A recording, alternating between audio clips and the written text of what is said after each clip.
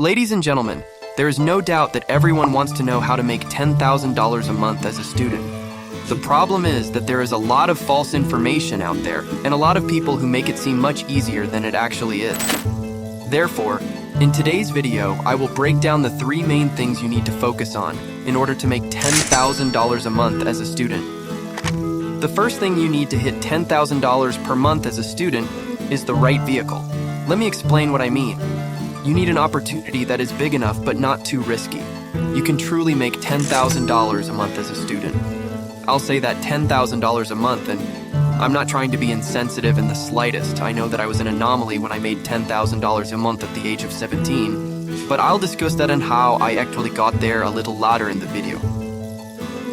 I can speak from experience when I say that you need a means of transportation that will allow you to earn that kind of money without running the danger of losing it all.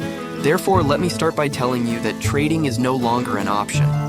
To be completely honest, there are a lot of traders out there that are trying to sell you bullshit because when you sign up using their tiny affiliate link and receive your $10 for free, what they really make money is when you lose money. They don't make money from the small sign-up fee of $10 or $20. The honest truth is that even if you have a $1,000, it would be extremely difficult for you to turn that into $10,000. However, in order to make money, you need to do something that generates free cash flow, or profit that you can use. This is because, as I'll explain, people often look at net worth and think, oh, he has $100 million net worth. But in reality, all of that money is invested in the company and cannot be removed. Because he might have investors, this or that, or you might have certain people. For instance, many people in the real estate industry are wealthy and have large portfolios, but they aren't particularly cash rich. Rather, their money is tied up in places, and that's not where you want to be when you're first starting a business. Instead, many businesses, like creating a proper e-commerce brand, with a particular focus on Google Ads for e-commerce brands. For instance, whichever the service is, it must have one of 2 features. High leverage, that is, you can still be an online personal trainer, but if you want to make $10,000 a month, you'll need to hire people who work as coaches below you. High perceived value to the client, that is, it needs to be something that makes them think, oh, wow, this is actually worth it. I'm more than happy as a business to pay this external consultant or service provider $1,000 a month, $3,000 a month, you name it. Thus, you could be an online personal trainer who handles some of the coaching, but who may have coaches working for you. For example, you could have an agency that makes YouTube thumbnails for people.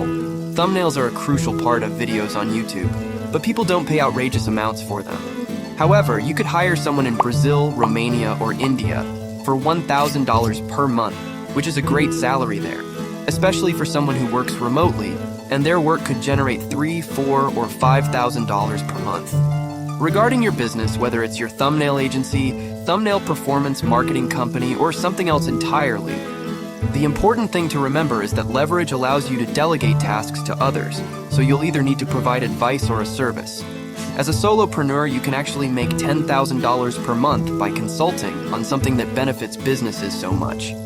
More realistically, you can work alone for up to $35,000 per month before you need to start using leverage and possibly make slightly less money on the margin, but a much larger profit at the end of the month. After you've selected the ideal automobile for your current professional level, the next step to earning $10,000 per month is to extend the period. It will take time. We live in such an advanced world that when you look online, you think, I'm 21 years old, I don't work a traditional 9 to 5. I have location freedom and time freedom.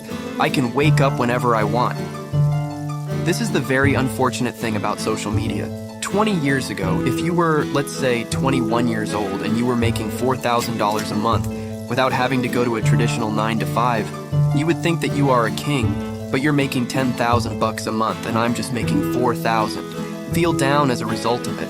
I even know that I have a role in it because of what I've accomplished in my career at my age, which is not normal.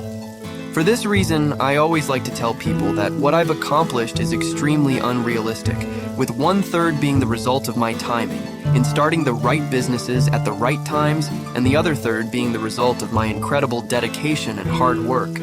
And the final third was fate, faith, or whatever you want to call it. I like to be very clear about that. I also like to take people back to 2015, when I was broke and I started my first business to support myself and my single mother.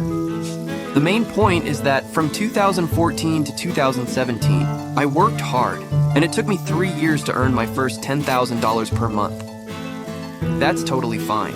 In fact, if you work as hard as I did, I doubt it will take you 3 years because the internet moves so quickly.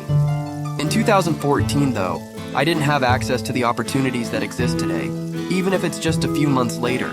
We're so tough back then, it was so hard to even try to do business as a 14-year-old. But nowadays, you have so many more options. So do I think it will take you 3 years if you really dedicate yourself, choose the right car, and follow all of the advice I give you in this video?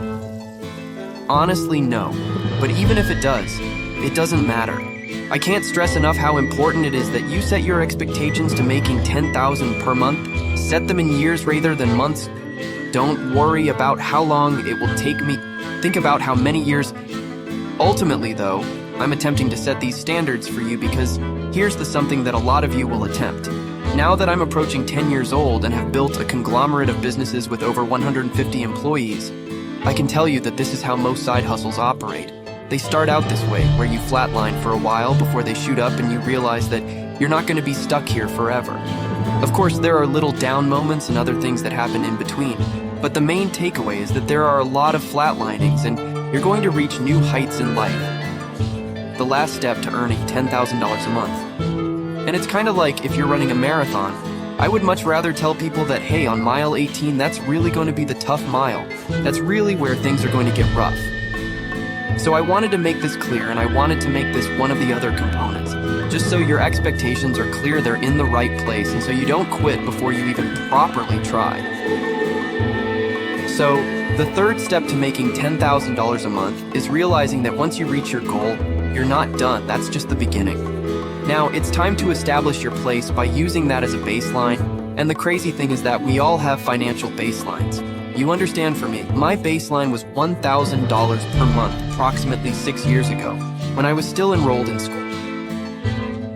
The point I'm trying to make is that once you reach $10,000 per month, it's not just about making it your identity, it's also about setting that as your baseline. Ladies and gentlemen, I hope this has been helpful to you.